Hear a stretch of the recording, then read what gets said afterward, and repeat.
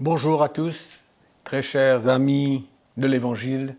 Nous sommes vraiment heureux de pouvoir partager ces moments avec vous et nous vous accueillons, vous tous, pour partager ensemble la vérité de l'Évangile.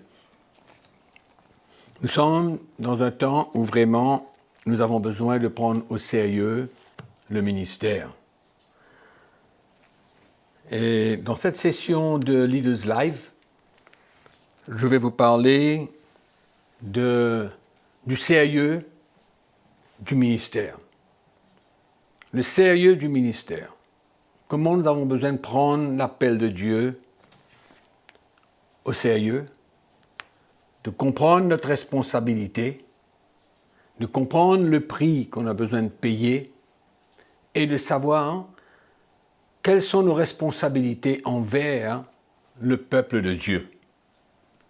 Parce que nous avons été donnés cette charge par le Seigneur et c'est important de bien comprendre cette charge, cette responsabilité, car autrement, nous allons prendre l'appel de Dieu à la légère et nous ne comprendrons pas vraiment quel est le but, qu'est-ce qui est derrière cet appel. Et donc, ce soir, je voudrais partager avec vous ce sérieux. Au fait, dans le ministère, en ce qui me concerne, j'ai connu des moments où je ne comprenais pas vraiment pourquoi je servais le Seigneur. Je ressentais l'appel de Dieu, on m'avait envoyé dans le ministère et je sortais de l'école biblique, j'aimais le Seigneur et je voulais le servir. Mais ça m'a pris quelques années pour comprendre que ce n'était pas tout de prêcher l'Évangile, ce n'était pas tout d'annoncer la bonne parole de Dieu, mais il y avait quand même une charge, une responsabilité derrière cet appel. Aujourd'hui, dans l'Église de Jésus-Christ, nous voyons qu'il y a beaucoup d'hommes qui prennent l'appel de Dieu à la légère et n'ont pas la vision de construire les chrétiens, de construire des âmes. C'est pourquoi ouvrons notre Bible aujourd'hui là, dans 2 Corinthiens chapitre 11. 2 Corinthiens chapitre 11, je vais vous lire deux versets, les versets 1 et 2, où l'apôtre Paul parle de sa vision. Il dit « Oh, si vous pouviez supporter de ma part un peu de folie, mais oui, supportez-moi. Car je suis jaloux de vous d'une jalousie de Dieu. Parce que je vous ai fiancé à un seul époux, pour vous présenter à Christ comme une vierge pure. » On peut voir ici qu'est-ce qui a animé l'apôtre Paul. Quelle force qu'il animait. Quel genre de relation il voulait avec le peuple de Dieu. Il dit « Je suis jaloux de vous d'une jalousie de Dieu. » Comme quoi que le peuple de Dieu, dans un sens, était sa propriété. Bien sûr que le peuple de Dieu, c'est la propriété de Jésus, mais quand on a un amour pour le peuple de Dieu et qu'on comprend le but, la raison de notre ministère confié par Jésus lui-même, c'est comme si que le peuple de Dieu était notre propriété. Et l'apôtre Paul ici mentionne comment il avait cette jalousie de Dieu en lui parce que il voulait présenter à Christ comme une vierge pure l'Église qui est la fiancée de Jésus. Et donc, quand nous lisons ce verset, nous comprenons que Paul avait cette vision claire dans son cœur. Et il confirme cela dans son épître aux Colossiens, au chapitre 1er, dans le verset 28, un verset que je crois que nous sommes tous bien, nous le connaissons très bien. Au verset 28, Paul dit, « C'est lui que nous annonçons, exhortons tout homme, instruisons tout homme en toute sagesse, afin de présenter à Dieu tout homme devenu parfait en Christ. C'est à quoi je travaille, en combattant avec sa force, qui agit puissamment en moi. » Alors nous voyons une image claire de ce qui animait l'apôtre Paul. Il dit, celui que nous annonçons, exhortons, instruisons, tout homme, pour un but. Paul n'avait aucune autre motivation. Aucune autre. Il voulait voir le peuple de Dieu s'affermir, s'établir, être construit par le Seigneur. Il voulait voir le peuple de Dieu victorieux. Il voulait voir le peuple de Dieu pouvant résister à l'ennemi, pouvant marcher dans la sainteté, dans la justice, dans la vérité. C'était ça son but, et c'est ce qui animait cet homme. Et je crois que nous pouvons prendre l'exemple sur lui. Bien sûr.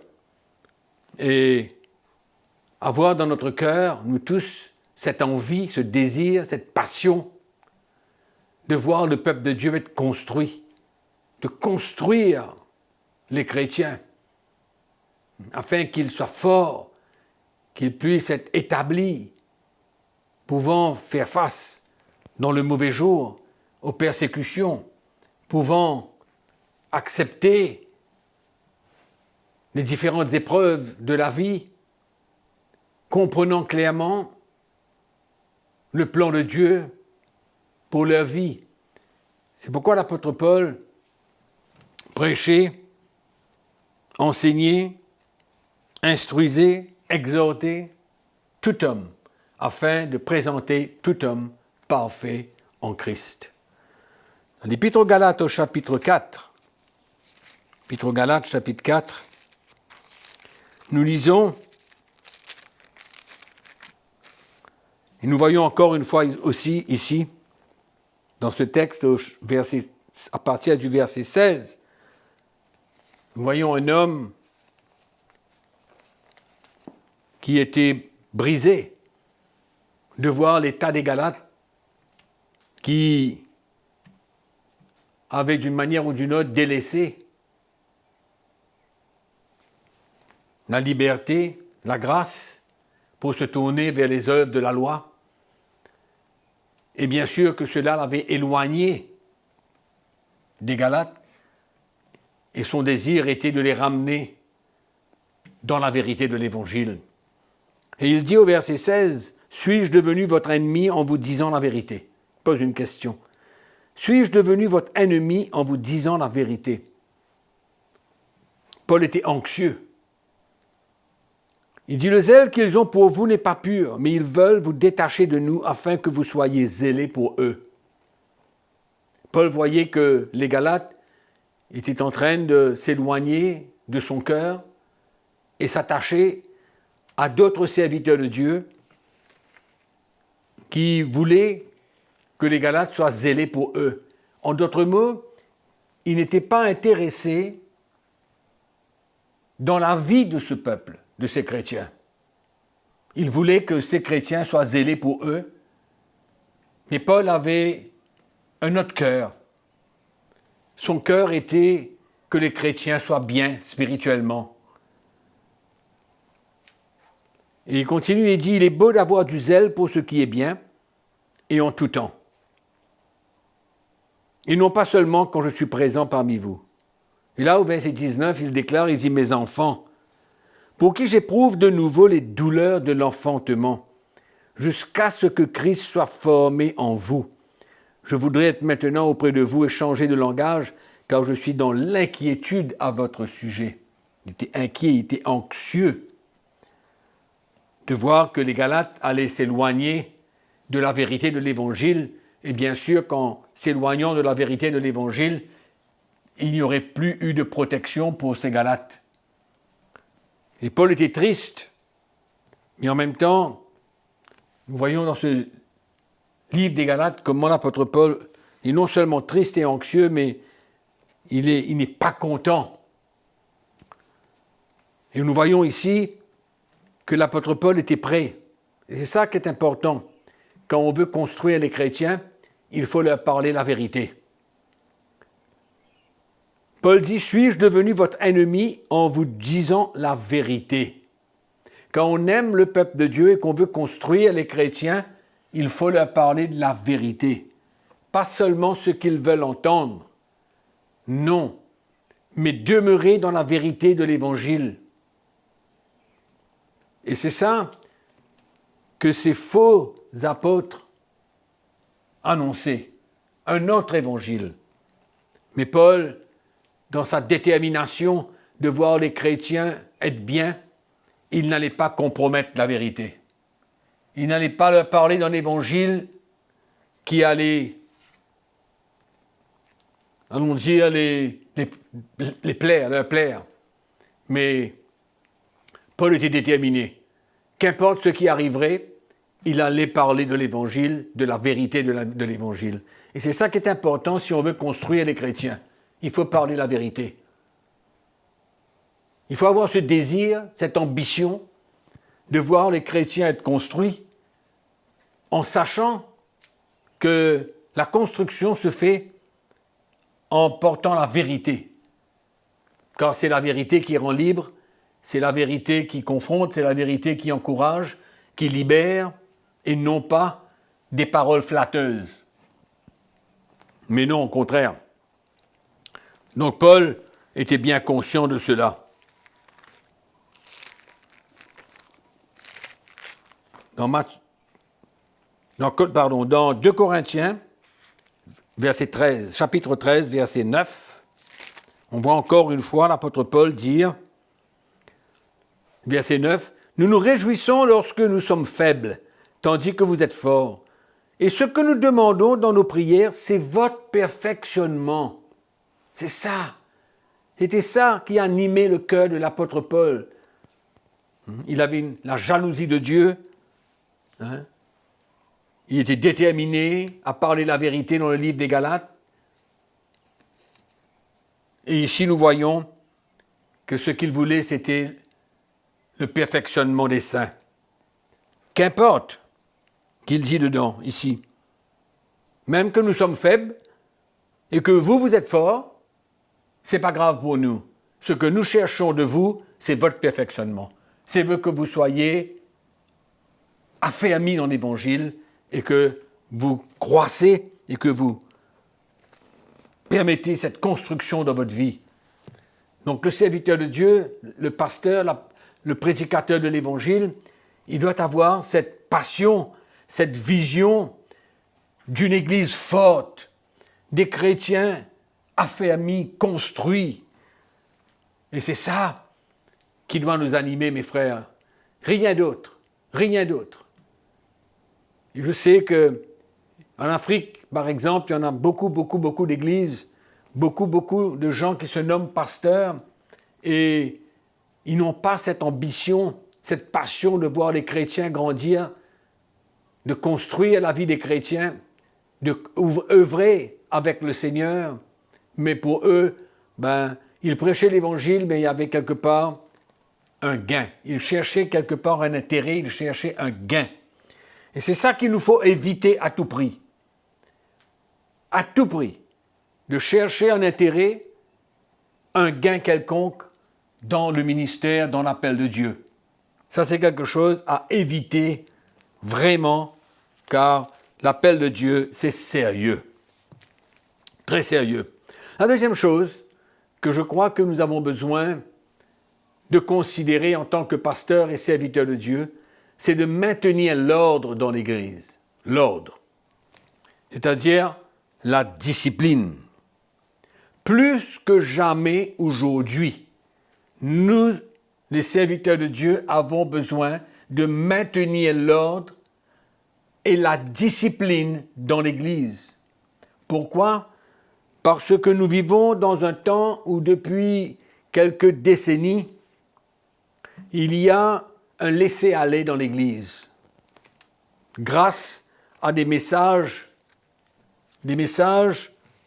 loin de la vérité, issus du mouvement charismatique, qui n'a pas aidé du tout, qui a surtout encouragé les chrétiens à se tourner vers les choses matérielles.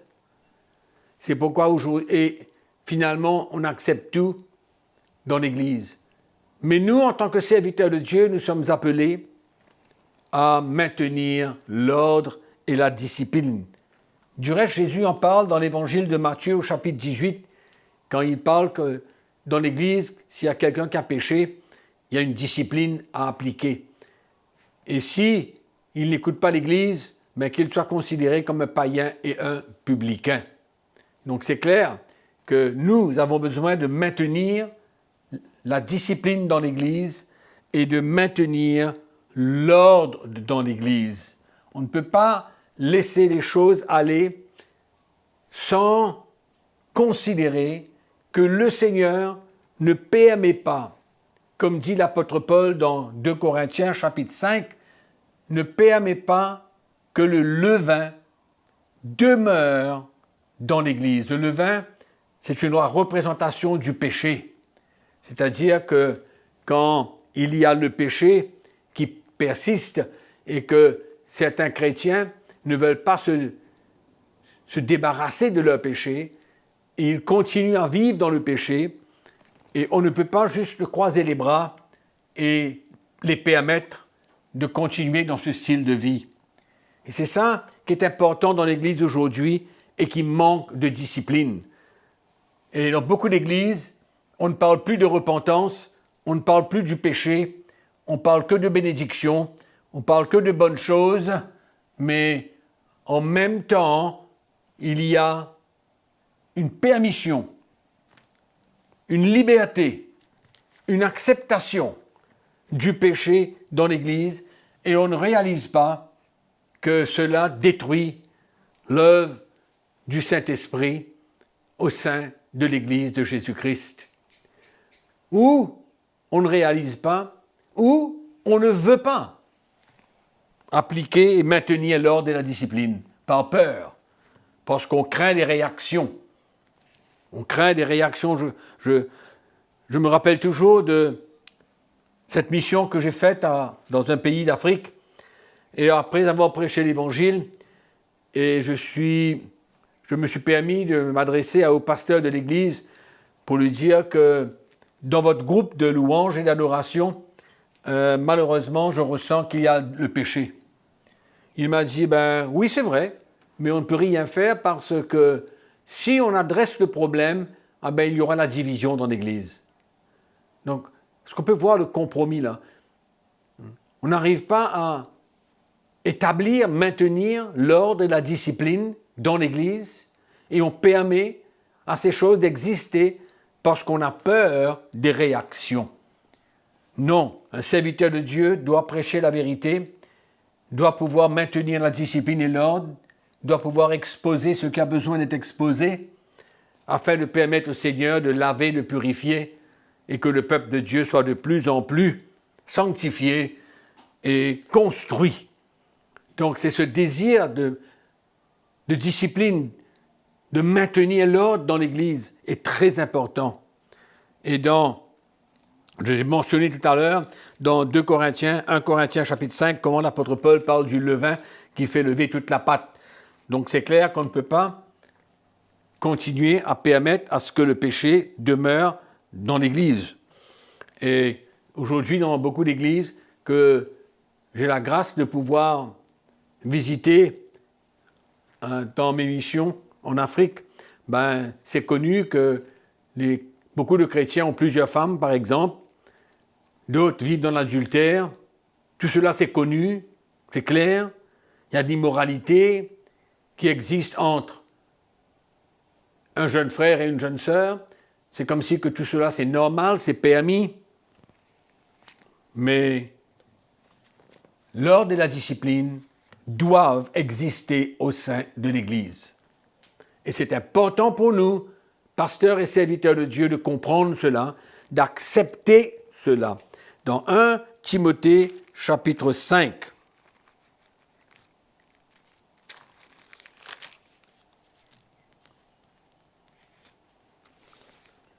là, il va parler maintenant de la discipline, même dans la vie des anciens. L'apôtre Paul dit, verset 19, dans 1 Timothée chapitre 5, il dit « Ne reçois point d'accusation contre un ancien si ce n'est sur la déposition de 2 ou de 3 témoins. Ceux qui pêchent, reprends-les devant tous, afin que les autres aussi éprouvent de la crainte. Reprends-les devant tous les autres anciens, devant tous les autres, afin que les autres aussi éprouvent de la crainte. » Donc la discipline, l'ordre dans la maison de Dieu. On ne peut pas laisser les choses continuer par peur, par crainte, par compromis. Nous avons besoin d'avoir plutôt la crainte de Dieu que la crainte des hommes. Dans l'épître de Tite, au chapitre 1, nous voyons que, au verset 5, Paul, il dit « Je t'ai laissé en Crète afin que tu mettes en ordre ce qui reste à régler et que selon mes instructions, tu établisses tes anciens, etc. » Donc Paul avait laissé Tite en Crète afin de régler ce qui avait besoin d'être réglé. Qu'importe ce que ça avait. Il avait besoin de l'ordre. Il avait besoin de l'ordre dans l'Église. Et 1 Timothée chapitre 3, verset 14, nous lisons « Je t'écris ces choses avec l'espérance d'aller bientôt vers toi. Mais si tu tardes, si je tarde, tu sauras comment il faut se conduire dans la maison de Dieu. Tu sauras comment il faut se conduire dans la maison de Dieu, qui est l'Église du Dieu vivant, la colonne, l'appui de la vérité. » Amen. Donc Paul voulait encore encourager Timothée à être clair dans son cœur concernant ce qu'était l'Église aux yeux du Seigneur. Tu sauras comment il faut se conduire dans la maison de Dieu, qui est l'Église du Dieu vivant, la colonne et l'appui de la vérité. Il faut que la vérité soit présente au sein de l'Église. Et Paul vient dire à Timothée, maintenant, je t'écris ces choses avec l'espérance que je reviendrai vers toi, mais si je tarde, voilà ce que tu dois avoir. Tu dois avoir un œil là-dessus. Tu dois veiller, tu dois regarder à ce qu'il y ait de l'ordre dans la maison de Dieu. Amen. Donc, on voit plusieurs différentes situations dans l'Église où l'apôtre Paul est en train de nous faire comprendre que nous avons besoin d'agir et de ne pas rester silencieux vis-à-vis de ces problèmes qui existent dans l'Église aujourd'hui. La troisième chose qui doit vraiment animer un pasteur, un serviteur de Dieu, c'est que nous savons qu'il y a des loups qui veulent pénétrer l'Église. Nous savons qu'il y a des hérésies, des fausses doctrines. C'est pourquoi nous sommes appelés, nous, serviteurs de Dieu, à avertir le peuple de Dieu, à mettre en garde le peuple de Dieu pour leur protection contre toutes les hérésies, les fausses doctrines, les manipulations, mettre en garde le peuple de Dieu, les avertir des dangers qu'il y a. Et l'apôtre Paul est clair dans son livre, dans le livre des Actes des Apôtres, au chapitre 20, il dit au verset 28, quand il fait venir les anciens de l'église d'Éphèse vers lui, il leur dit « Prenez garde à vous-même, prenez donc garde à vous-même. Et à tout le troupeau sur lequel le Saint-Esprit vous a établi évêque. » Amen. Donc Paul leur rappelle leur responsabilité, comment Dieu les a établis comme évêques et anciens de l'Église, pour paître l'Église de Dieu, qu'il s'est acquise par son propre sang. Je sais qu'il s'introduira. Voilà l'avertissement maintenant. L'avertissement de l'apôtre Paul. Il leur parle de leur rôle, de leur responsabilité en tant que berger. Maintenant, il vient leur dire, attention, il s'introduira parmi vous, après mon départ, des loups cruels qui n'épargneront pas le troupeau, et qu'il s'élèvera du milieu de vous des hommes qui enseigneront des choses pernicieuses pour entraîner les disciples après eux. Veillez donc. Veillez donc. Vous souvenant que durant 3 années, je n'ai cessé nuit et jour d'exhorter avec larmes chacun de vous. Amen. Donc nous voyons clair ici comment Paul, et nous voyons aussi Pierre dans ses épîtres, avertir l'Église, avertir le peuple de Dieu. C'est notre rôle. C'est notre responsabilité pour la protection de l'Église. Nous ne pouvons pas laisser le peuple de Dieu écouter, entendre n'importe quoi. Nous avons besoin de les protéger, de les mettre en garde. Amen. Et dernière petite chose que je vais vous parler, c'est dans 2 Timothée chapitre 2. 2 Timothée chapitre 2, voyons que l'apôtre Paul encourage Timothée. Et il dit, « Et ce que tu as entendu de moi en présence de beaucoup de témoins, confie-le à des hommes fidèles qui soient capables de l'enseigner aussi à d'autres. » Donc, préparez. Préparez les serviteurs de Dieu. Préparez les ouvriers. C'est ça que l'apôtre Paul dit à Timothée ici. « Ce que tu as entendu de moi, en présence de beaucoup de témoins, confie-le à des hommes fidèles. » Confie-le à des hommes fidèles qui soient capables de l'enseigner aussi à d'autres.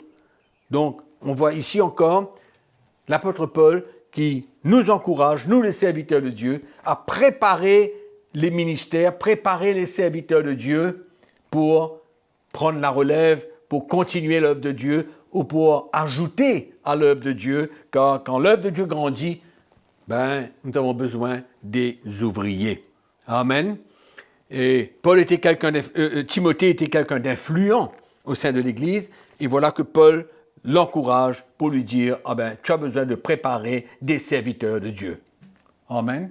Sur ce, mes frères, chers pasteurs, serviteurs de Dieu, j'espère que vous avez été encouragés pour comprendre la profondeur de l'appel de Dieu, du ministère, et que nous nous mettons à l'œuvre pour pouvoir construire le peuple de Dieu, construire l'Église du Seigneur avec Jésus lui-même, car c'est lui qui bâtit et nous sommes des ouvriers avec lui. Amen. Que le Seigneur vous bénisse et entre-temps, passez une très bonne semaine jusqu'à la prochaine session. Amen.